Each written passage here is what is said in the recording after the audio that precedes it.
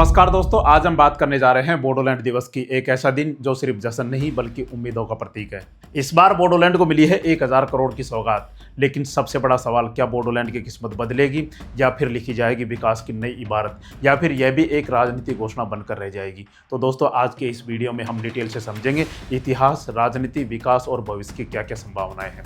तो दोस्तों, हम सबसे पहले खबर देखते हैं कि अभी 10 फरवरी को असम के कोकराझार में 24वां बोडोलैंड दिवस मनाया गया, जिसमें असम के सीएम हेमंत बिस्वा शर्मा जी इसमें शामिल हुए। और उन्होंने जो अभी इस समय बीटीआर के चीफ हैं हग्रामा मोहिलरी जी, इनकी तारीफ की। और अभी फिलहाल हमने देखा कि जनवरी के महीने में बोडो समुदाय और आदिवासी समुदाय के बीच भी झड़पें देखने को मिली, और इन्होंने इनकी तारीफ करते हुए कहा कि इन्होंने जो भी स्थिति को संभालने का प्रयास किया, जो भी काम किया, उसके लिए हम इनका धन्यवाद करते हैं।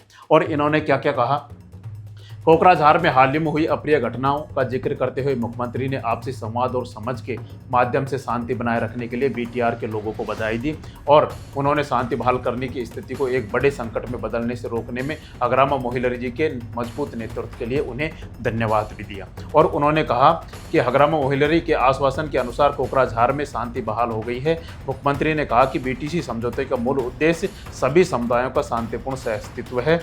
इसलिए उन्होंने उल्लेख किया कि हाल ही में गुवाहाटी में 10,000 नर्तकों द्वारा प्रस्तुत बागुरुम्बा नृत्य की प्रधानमंत्री ने बहुत प्रशंसा की, और इसे दुनिया भर में लगभग 2 अरब लोगों ने सोशल मीडिया पर देखा।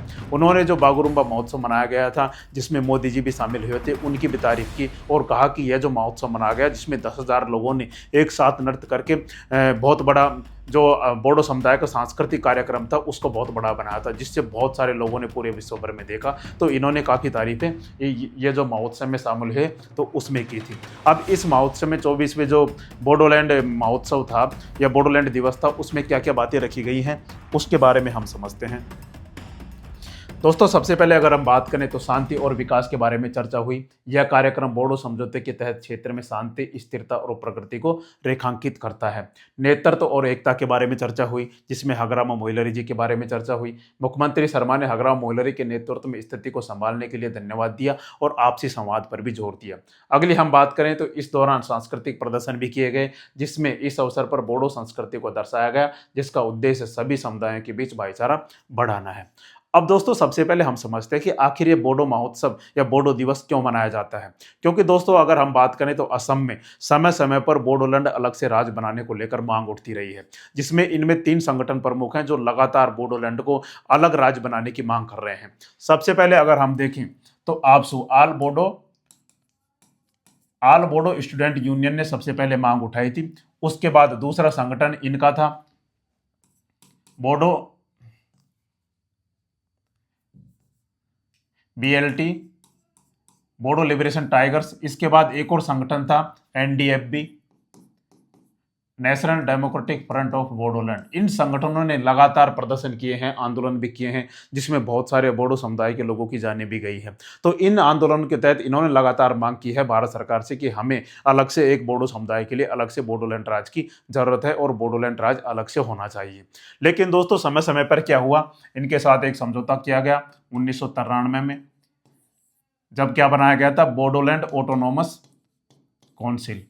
उसके बाद इनके साथ समझौता हुआ 2003 में। यह समझौता हुआ था 10 फरवरी 2003 को।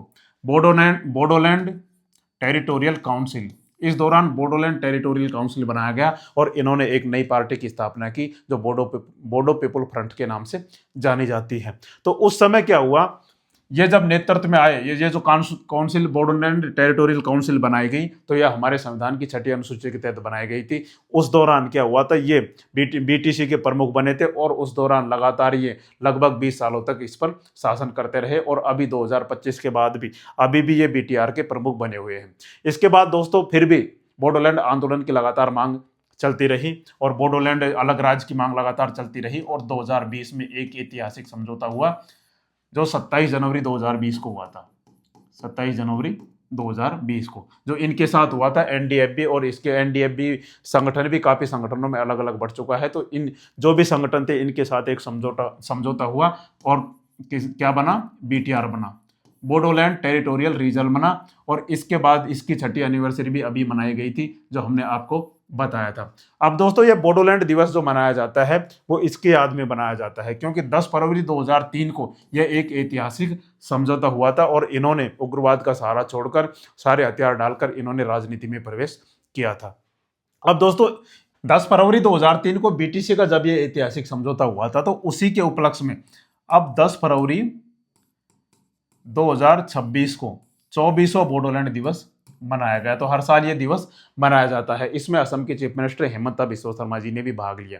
लेकिन इसमें जरूरी जो ध्यान देने वाली चीज ये है कि इसमें जो घोषणा हुई असम के सरकार के द्वारा वो काफी महत्वपूर्ण है। अगर हम बात करें तो बोडोलैंड के विकास और उत्थान के लिए असम के चीफ मिनिस्टर हेमंता बिस्वा शर्मा जी ने कहा कि यहाँ पर बोडोलैंड के विकास के लिए 1000 करोड़ की सहायता दी जाएगी। 1000 करोड़ का आर्थिक पैकेज इनको दिया जाएगा। इसी के साथ क्या क्या हुआ, इसी के साथ ये हुआ कि जो भी युवा अपना उद्योग खोलना चाहते हैं या अपना व्यवसाय शुरू करना चाहते हैं तो उनके लिए क्या हुआ, 2 लाख ईच प्रत्येक को 15,000 यूथ को क्या किया जाएगा, प्रत्येक को 2 लाख रुपए दिए जाएंगे। मतलब अपना उद्योग धंधा और व्यवसाय खोलने के लिए, जिससे बोडो समुदाय के लोगों की प्रगति हो सके, उत्थान हो सके। अब दोस्तों इसको हम समझते हैं कि 1000 करोड़ जो दिया जाएगा वो क्या काम आएगा, क्योंकि 1000 करोड़ का जो विकास पैकेज दिया जा रहा है, जिसे असम के सीएम हेमंत बिस्वा शर्मा जी ने इसे ऐतिहासिक बताया है। सरकार का दावा है कि यह पैकेज बीटीआर को आर्थिक रूप से मजबूत करेगा और उसे नॉर्थ ईस्ट का एक उभरता हुआ विकास मॉडल बनाएगा। तो यह अपने आप में काफी महत्वपूर्ण है। अब सबसे बड़ा सवाल कि इन 1000 करोड़ का उपयोग कैसे होगा। देखो सबसे पहले अगर हम बात करें तो इंफ्रास्ट्रक्चर पर बढ़ावा दिया जाएगा, नई सड़कें बनाई जाएगी, ब्रिज निर्माण किए जाएंगे, ग्रामीण कनेक्टिविटी, जो दूर दराज के इलाके हैं, जो पहाड़ी इलाकों के लोग हैं, जो दूर दराज के गाँव में रहते हैं, उनके लिए सड़कें बनाई जाएगी ताकि वो मेन सिटी से कनेक्ट हो सके, मेन जगह से कनेक्ट हो सके। ग्रामीण कनेक्टिविटी, शहरी विकास को बढ़ावा दिया जाएगा। शिक्षा के क्षेत्र में क्या क्या किया जाएगा, नए कॉलेज, टेक्निकल इंस्टीट्यूट और स्किल डेवलपमेंट सेंटर भी बनाए जाएंगे। अगर हम स्वास्थ्य की बात करें तो जिला अस्पताल अपग्रेड किए जाएंगे, प्राथमिक स्वास्थ्य केंद्र खोले जाएंगे, मोबाइल मेडिकल यूनिटी भी खोली जाएगी। साथ ही पर्यटन के क्षेत्र में इको टूरिज्म को बढ़ावा दिया जाएगा, सांस्कृतिक केंद्र स्थापित किए जाएंगे, बोडो हेरिटेज प्रोजेक्ट को बढ़ावा दिया जाएगा। उद्योग और रोजगार की बात करें तो कृषि आधारित उद्योग, स्टार्टअप्स को सपोर्ट किया जाएगा, जिसके लिए पैसे भी असम सरकार के द्वारा दिए जा रहे हैं। लेकिन दोस्तों अगर ये योजनाएं सही तरीके से लागू हुई तो बीटीआर आर्थिक रूप से आत्मनिर्भर बन सकता है। इसलिए ये 1000 करोड़ का पैकेज काफी महत्वपूर्ण है। दोस्तों आपको हम याद दिला दें कि जब बीटीआर समझौता हुआ था 2020 में, उस दौरान भी 1500 करोड़ रुपए का आर्थिक पैकेज दिया गया था। उसके बारे में भी हमने आपको पूरी डिटेल से बताया था कि आखिर 2020 का पीस अकॉर्ड क्या था और उसके क्या क्या उद्देश्य रखे गए थे। अगर हम दोस्तों आगे बात करें राजनीति की कि आखिर राजनीति क्या होने वाली है इसमें, असम की राजनीति में बीटीआर का बड़ा महत्व है क्योंकि यह क्षेत्र चुनावी दृष्टि से संवेदनशील है। दोस्तों आने वाले समय में अब असम में विधानसभा के चुनाव होने वाले हैं और 126 विधानसभा सीटों में 126 में से 15 से 25 के लगभग सीटें इस क्षेत्र के अंतर्गत आती हैं और साथ ही आसपास की सीटों पर भी इनका प्रभाव देखने को मिलता है। 2020 के समझौते के बाद बीजेपी और यूपीपीएल गठबंधन मजबूत हुआ। प्रधानमंत्री नरेंद्र मोदी और मुख्यमंत्री हेमंत बिस्वा शर्मा दोनों ने बोडोलैंड को शांति और विकास का मॉडल बनाने का वादा किया है। अब विश्लेषकों का मानना है कि यह पैकेज आगामी चुनाव को ध्यान में रखकर भी दिया गया हो सकता है कि आगामी चुनाव को ध्यान में रखकर यह पैकेज दिया गया हो, क्योंकि वोट लेने हैं, असम में दोबारा से सरकार बनानी है, तो ऐसा एक राजनीतिक स्टंट भी माना जा सकता है। लेकिन जनता के लिए असली सवाल है क्या जमीनी स्तर पर बदलाव देखने को मिलेगा, क्योंकि घोषणाएं होती हैं, कागजों में होती हैं, पैसे कहाँ जाते हैं, पैसे कहाँ आते हैं, कोई पता ही नहीं चलता। लेकिन जमीनी स्तर पर अगर विकास हो तो विकास का नया मॉडल अगर देखने को मिले तो यह सबसे बड़ा जरूरी सवाल है। चुनौतियां क्या है, भ्रष्टाचार का खतरा है, योजनाओं का धीमा क्रियान्वयन है, जातीय संतुलन बनाए रखना भी बहुत जरूरी है, युवाओं में रोजगार की कमी देखने को मिलती है। अगर इन चुनौतियों पर काबू नहीं पाया गया तो 1000 करोड़ भी पर्याप्त नहीं होंगे। इसलिए दोस्तों इन चुनौतियों पर सबसे पहले काबू पाना जरूरी है। अब बदलेगी क्या किस्मत, इसके बारे में अगर हम चर्चा करें तो पारदर्शिता रही अगर तो योजनाएं समय पर पूरी हुई, स्थानीय लोगों को प्राथमिकता मिली तो आने वाले 5 साल में बोडोलैंड नॉर्थ ईस्ट का विकास मॉडल बन सकता है। लेकिन अगर यह सिर्फ घोषणा बनकर रह गई तो जनता का भरोसा भी टूट सकता है। तो इसलिए जरूरी है कि इसमें पारदर्शिता बनी रहे, जमीनी लेवल पर काम हो, वहां के जो स्थानीय लोग हैं उनको साथ लाया जाए, तभी यह संभव हो सकता है। तो दोस्तों अब देखना यह होगा कि क्या 1000 करोड़ की यह सौगात बोडोलैंड की किस्मत बदलती है या फिर यह एक राजनीतिक अध्याय बनकर रह जाती है। आपको क्या लगता है, आप एक बार कमेंट करके जरूर बताएं, और हमारी जानकारी आपको अच्छी लगी हो तो हमारे चैनल को लाइक एवं सब्सक्राइब जरूर करें। जय हिंद, जय भारत।